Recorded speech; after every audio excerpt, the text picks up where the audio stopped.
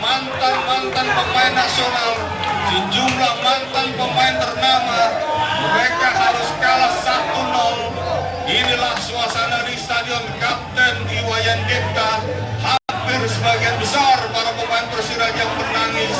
Dan baiklah sahabat Yusi, dari Stadion Kapten Iwayan Dipta, saya Alif Saftiar atas nama seluruh kerabat kerja yang bertugas mengucapkan terima kasih.